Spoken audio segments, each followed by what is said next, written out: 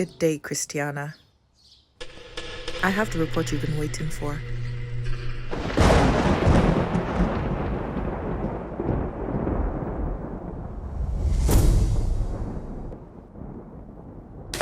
Backwardness, sin, guilt, afflictions. No! This can't be true.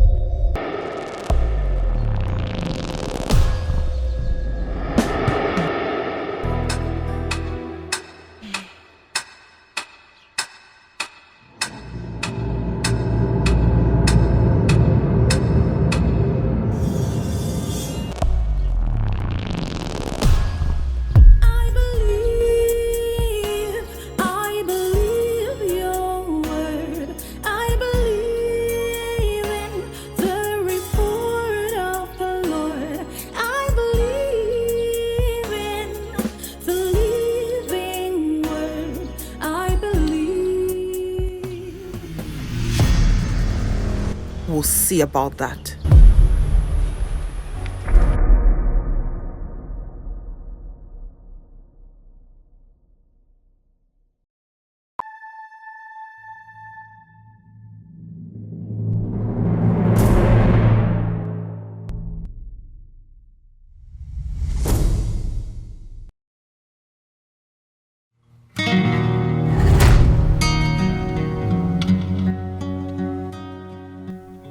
John had always been a beacon of success. As the CEO of a flourishing company, his leadership was admired and his decisions were trusted. But success can be fragile, and one misstep led to another. A series of poor decisions shook the foundation of his leadership, and the trust he had painstakingly built began to crumble.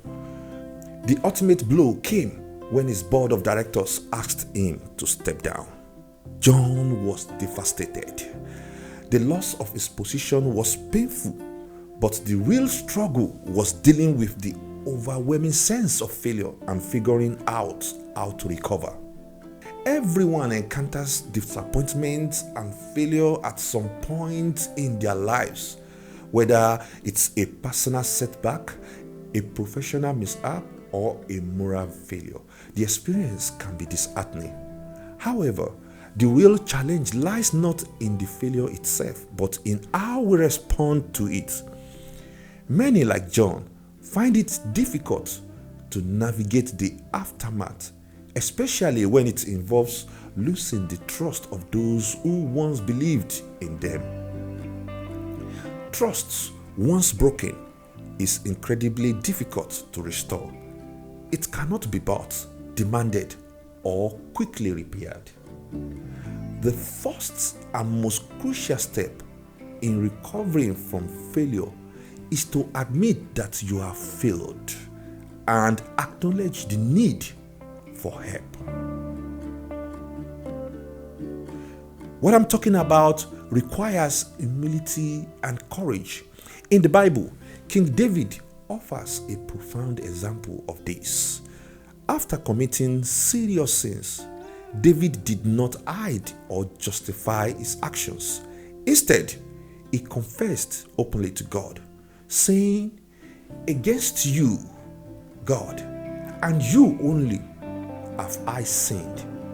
By acknowledging his failure without excuse, David set the stage for his restoration. This act of confession and acceptance is essential because without it, there can be no true recovery.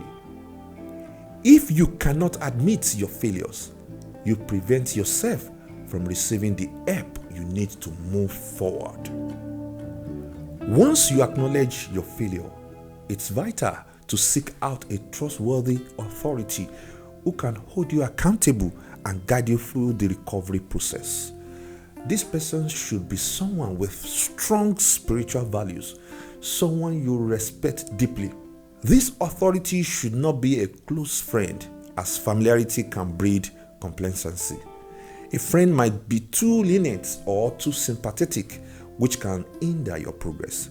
Instead, you need someone who will hold you to a high standard, push you to confront your mistakes and guide you toward genuine recovery.